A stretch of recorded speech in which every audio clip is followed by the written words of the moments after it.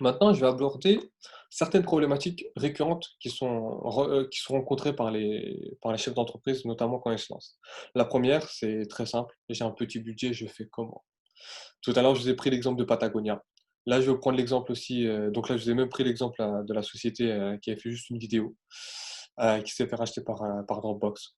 Je vous ai parlé d'une startup. Je vous parlais aussi de KFC. KFC, à la base, ce qu'il faut savoir, c'est que, au début, il a commencé déjà son aventure à plus de 50 ans, si je me rappelle bien, en tout cas plus de 40 ans de manière sûre, si je suis gentil, et au départ, il a commencé juste à vendre des poulets comme ça. Il a vu que ça a commencé à marcher et il a commencé à réinvestir, à réinvestir, à réinvestir, jusqu'à ce que ça c'est devenu ce que c'est devenu aujourd'hui. Vous pouvez regarder aussi l'histoire de Warren Buffett. Je parle pas de ses déboires, personnels, hein, je parle vraiment de tout ce qui est stratégique. Et donc, c'est ça que je peux vous donner comme conseil. Et ce conseil-là, il s'applique aussi à ceux qui ont un budget important. Pourquoi? Parce que ceux qui ont un budget important, heu, en fait, comment dire? Vous n'êtes pas à l'abri de faire, d'être comme les entreprises, comment on appelle ça? Pendant la bulle internet. Pendant la bulle internet, ce qu'il faut savoir, c'est qu'il y a beaucoup d'entreprises qui à la base pesaient plusieurs centaines de millions, voire en tout cas des millions, et qui ont, ces mêmes entreprises-là en tout cas, qui qui ont fait faillite en fait, très simplement. Mais pour quelle raison? C'est parce que pendant la bulle internet, en fait, ils se disaient: «J'ai toujours de l'argent derrière moi». Et en fait, donc ils se sont reposés un petit peu sur leurs acquis, si vous voyez ce que je veux dire.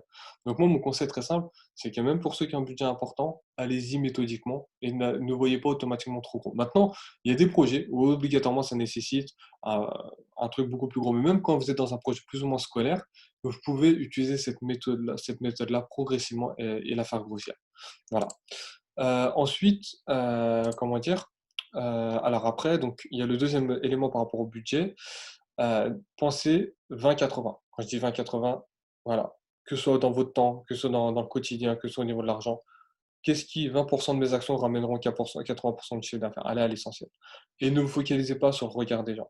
Le projet au départ, je vous dis la vérité, il peut être moche, mais tant que la qualité elle est là, il y aura le bouche à oreille qui pourra se faire et le bouche à oreille, c'est la meilleure arme marketing. Qu'on le veuille ou non, c'est la meilleure arme marketing et vous verrez même ensuite, la partie visuelle, vous pourrez l'améliorer par la suite. Et pourtant, moi, je vous dis la vérité, hein, je travaille avec des designers, de très bonne qualité et cetera, mais malgré ça, moi, si je vous donne un conseil, restez sur la qualité, sur votre projet, sur le concept. Sauf si vraiment il y a un besoin, particulier d'avoir un truc qualitatif en termes de visuel parce que, vous êtes dans du vestimentaire et que vous pouvez pas prendre juste des photos de téléphone, pixelisées, c'est oui, ça je peux comprendre, mais vous m'avez compris. Et le dernier élément quand vous avez un petit budget, c'est soyez créatif et pensez Parkinson. Parkinson, c'est quoi? C'est en fait, c'est que je prends un exemple très simple. Demain, imaginez-vous, vous avez, comment on appelle ça? Vous avez un pot de shampoing qui est rempli. S'il tombe un peu, vous dites: «C'est pas grave». Maintenant, si vous avez qu'un tout petit peu de shampoing qui reste et que vous devez tenir sur 3 semaines, vous allez faire preuve de créativité pour tenir les 3 semaines avec ça. Donc encore une fois, par rapport à ça, je prends un exemple. Moi, j'ai déjà, par exemple, mis en place des stratégies avec des budgets qui étaient vraiment restreints et j'ai pu avoir des retours sur investissement qui étaient conséquents. Quand je dis conséquents, plus de 30 000 € et je peux citer d'autres choses encore. La deuxième chose, c'est, voilà, je manque de compétences, je manque de connaissances utiles. Donc je vous avais dit tout à l'heure très succinctement, la première compétence demandée, c'est l'une des meilleures compétences demandées au départ, c'est de savoir vendre. Même si c'est pas le plus important, voilà, même si quand je dis c'est pas le plus important, même si vous pouvez vous en sortir sans, parce que, moi j'ai pas cette compétence-là, particulièrement de base, liée à la vente. Ensuite, il faut savoir définir, quel est le type de manque de compétences que vous avez. Est-ce que c'est primaire ou secondaire? Du type secondaire, par exemple, primaire, par exemple, voilà, c'est ce dont on va vivre. Ça veut dire, voilà, par exemple, vous voulez faire des publicités Google Ads, c'est votre passion. Oui, ça, c'est une compétence qui est primaire. Par exemple, faire des sites à ce moment-là, ça devient secondaire. Donc là, par rapport au secondaire, il y a 2 possibilités. Soit vous avez l'argent, vous payez des gens pour cela, pour vous faciliter, surtout si c'est lourd pour vous. Et si vous manquez de budget, très simplement, formez-vous. Formez-vous, il y a des formations à 10-12 € sur Udemy. Vous avez des formations sur Open Classroom aussi qui restent, intéressantes et vous formez là-dessus et vous avez pas besoin. C'est juste donnez vos objectifs et voilà, grosso modo, même, s'il faut parfois donnez-vous un petit coup de pied aux fesses comme on dit. Mais vraiment, identifiez vos besoins en termes de compétences, soyez méthodique, n'allez pas partout comme je vous l'ai dit et s'il faut une formation juridique, il y a aussi du contenu gratuit sur internet, il y en a beaucoup, n'hésitez pas à regarder. Le troisième élément, c'est comment faire ses premières ventes. Donc déjà, on s'assure qu'il y a un petit marché, donc on fait une petite étude de marché. Ensuite, on se focalise sur le persona, c'est-à-dire la cible comme je vous l'ai dit. Par exemple, on va prendre l'exemple de Range Rover, Apple.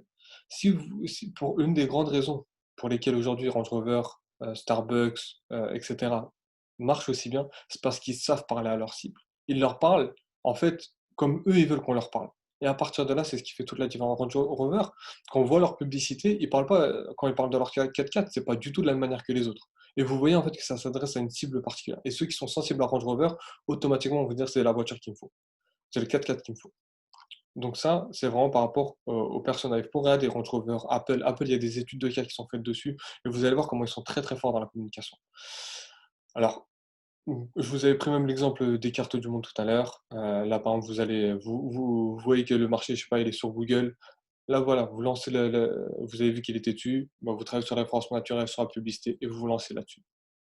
Maintenant, supposons que la communication, quand vous la lancez, elle marche mal. Là, il y a plusieurs, possibilités. La première, c'est peut-être que vous avez mal compris les besoins du marché. Peut-être c'est lié à votre positionnement, la manière dont vous communiquez la chose. Un problème de clarté d'information. Peut-être que vous avez mal compris votre persona et peut-être aussi que le marché est trop petit. Et si maintenant ils ont déjà acheté une première fois que les gens ne rachètent pas, c'est peut-être qu'il y a un problème dans la qualité ou un défaut dans la communication. D'ailleurs, juste pour vous donner un petit chiffre, heu, je crois que c'est à peu près, ouais 95 des personnes, qui ne rachètent pas vos produits, en fait, quand quelqu'un qui n'est pas satisfait, en tout cas 95 des personnes qui ne sont pas satisfaites de votre produit, ils vont à la concurrence et ils rachètent pas chez vous, en fait. Et même pas ils vous le disent, hein, et même pas ils vous le disent. Mais ça, de toute façon, je pense que voilà, c'est quelque chose qui est connu. Voilà, Udemy, c'est ça exactement, c'est ça, Udemy. Voilà, donc ensuite, il y a une petite notion que je vais avoir rapidement, ça va être la partie RH, ressources humaines. C'est qui recruter, combien de personnes, avec quel partenaire travailler. Identifier vos besoins. Parfois des gens vont moi c'est déjà arrivé, oui, j'ai besoin de 10 personnes, en fait, quand j'ai pris le temps avec lui, il a besoin que de 3 personnes. Heu, Ça c'était avec, un entrepreneur qui s'appelle Yassine But, que certains peut-être connaissent parmi vous. Prenez le temps d'en contacter plusieurs, voilà, prenez le temps, voilà, de vous mettre même en mode Google dans la manière de recruter, c'est-à-dire avec des questionnaires spécifiques, bien adaptés. Prenez le temps en amont, ne vous jetez pas dans la gueule du loup à ce niveau-là. Prenez des gens, il y a la notion de feeling qui est importante. Quelqu'un qui voudra votre bien, ça vous allez le ressentir en général et pas quelqu'un forcément qui est focalisé que sur l'argent. Et pas forcément quelqu'un qui est forcément, comment dire? Commercial. Donc écrivez d'abord votre profil idéal et à partir de là, cherchez-le. Et après le dernier point, c'est tout ce qui est juridique et comptable.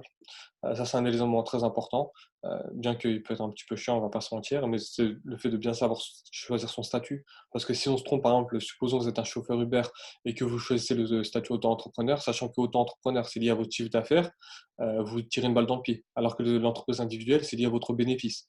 Le chauffeur Uber, s'il met lié à son chiffre d'affaires, les impôts, ils vont «tuer» entre guillemets. Il faut savoir aussi connaître les normes juridiques. Par exemple, si vous avez besoin de conditions générales de vente et cetera, ne vous cassez pas la tête, allez voir les concurrents, qu'est-ce qu'ils font, vous modifiez un petit peu ce qu'il en est. Si vous vendez par exemple, comment dire? Vous faites dans l'export, renseignez-vous sur ce qu'on appelle les incoterms. Heu, les CIF, FOB, tout ça, c'est des choses en fait qui sont liées à l'export, qu'il faut connaître. Mais aussi, renseignez-vous sur d'un point de vue étatique, pour connaître les normes. Ça, c'est de manière générale après, parce que je parle pas des économies parallèles, notamment dans les pays africains, mais bon ça je reviendrai dessus. Et donc en dernier point, les erreurs à éviter.